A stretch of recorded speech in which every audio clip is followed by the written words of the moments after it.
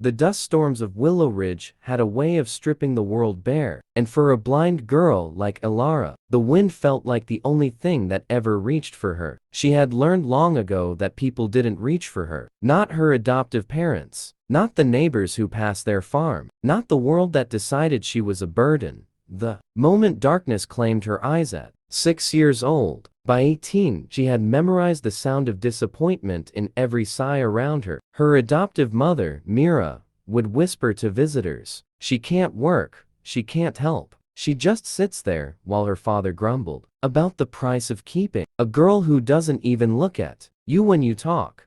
Elara would sit by the barn door, fingers running across the wooden slats, imagining colors she couldn't see anymore. She dreamed of freedom she had never tasted, footsteps she had never walked alone, sunsets she had never watched, but felt somewhere deep inside her chest. But freedom was a luxury, and in Willow Ridge even children were currency. So when the sheriff rode by, one dry August evening, asking for donations for the annual cattle auction, Mira saw an opportunity. "She eats like a grown man," Mira barked, "and gives nothing back." Her father grumbled, "Let's just get rid of her. $1 is more than she's worth."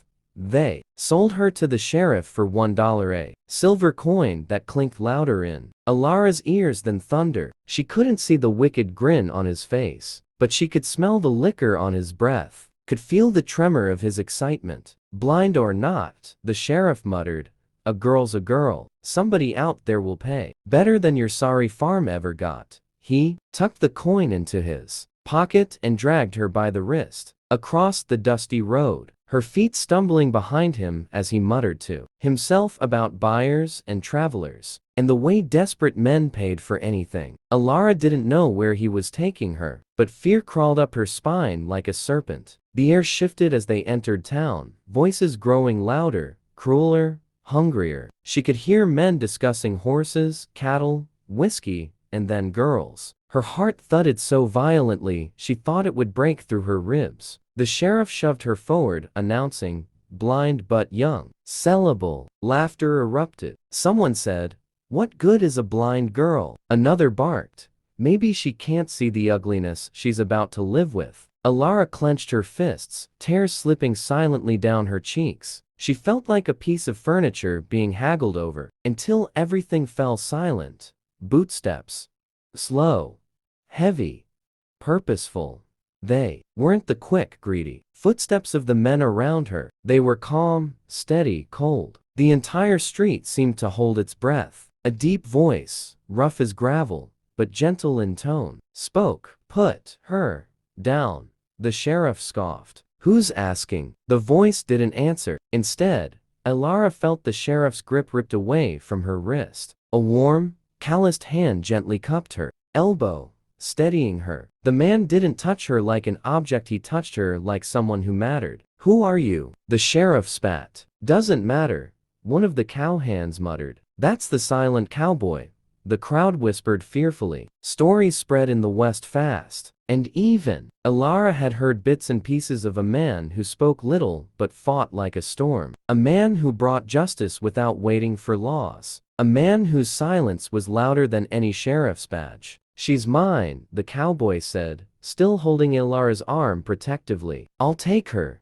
The sheriff laughed nervously. "Fine, she costs $1. Brief pause. Metal hit the ground. "Not $1.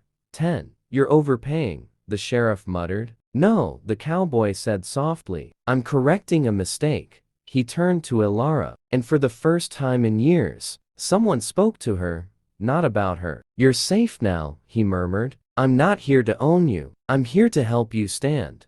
Elara's lips parted. She wasn't used to kindness. "Why?" she whispered. He didn't answer with words. Instead, he took her hand, lifted it slowly, and pressed it gently against his chest, right over his heartbeat, letting her feel the steady, powerful rhythm. "Because," he said, voice breaking just slightly, "someone once saved me when I was broken, and now it's my turn." And as the crowd parted, the silent cowboy walked with Elara into the light she could not See, but for the first time in years, she felt like the world was glowing around her. Alara had never been on a horse before, but as the silent cowboy lifted her onto his gentle stallion, something shifted deep inside her, a feeling like rising after years of drowning. The horse's warmth seeped into her legs. The rhythmic sway gave her a sense of direction, even though she couldn't see, and the cowboy's hand rested lightly behind her back to steady her. "My name is Rowan," he finally said as they rode away from town, the wind brushing through Ilara's hair like a soft welcome. She turned her face toward the sound of his voice. "Why did you help me?" Rowan hesitated for a long moment. "Because I know what it's like," he whispered, "to be treated like your life isn't worth more than a coin." His tone was quiet, but heavy, like he carried a lifetime of scars beneath it. As they rode across the open fields, Ilara felt the world in ways sighted. People never did. The scent of grass after the storm, the distant rumble of cattle, the warmth of Rowan's presence beside her. When they reached his ranch, she could hear the gentle snort of horses, the flap of canvas tents, the soft hum of the river nearby. "This place, it feels alive," she murmured. Rowan helped her down, guiding her hand toward the wooden fence so she could feel the texture, the grain, the realness of it. "You'll stay here as long as you want," he said. "No one will own you again." She swallowed hard. "But I can't see. I can't help. I don't want to be a burden."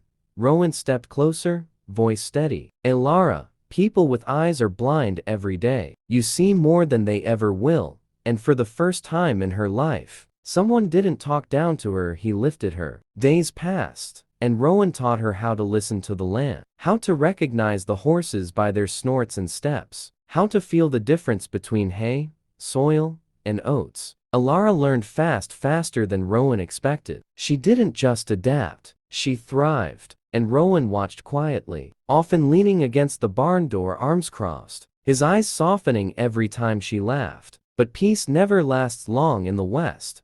One afternoon, the sheriff and 3 men rode toward Rowan's ranch. Ilara heard the tension in Rowan's breath before he even spoke. "Stay behind me," he murmured. The sheriff spat onto the dirt. "You took my property." Rowan stepped forward. "She wasn't your property. A blind girl like her is useless." The sheriff growled. "You gonna fight over someone who can't even look you in the eye?" Rowan's jaw tightened, but his voice stayed calm. "I'm going to protect someone who was never given a chance to live." The men tried to push past him.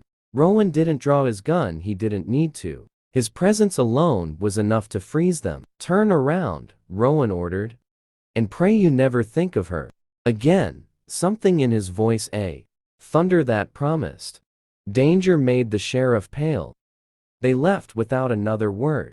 Rowan exhaled slowly, tension melting away as he turned to Ilara. But instead of fear, she reached out and touched his face gently, her fingers memorizing the curve of his jaw, the rough stubble, the warmth beneath his skin. "Rowan," she whispered, "why do you risk so much for me?" He held her hands, pressing his forehead gently against theirs. "Because the world sold you for $1, but to me, you're priceless." Her breath caught. "I can't see you, but I feel you. Everything about you." Rowan smiled softly. "One day, Ilara, I'll show you the sky the way you've never known it. But I'm blind." "The sky isn't only seen," he whispered. "It's felt." He guided her hand upward, letting her feel the warmth of the sun, the wind brushing her skin, the heartbeat of the earth beneath them. "This is your sky." And in that moment, Ilara realized she wasn't broken, she was becoming whole. And just before the chapter closes, Rowan leaned toward the camera of your storytelling channel and whispered, "For your viewers,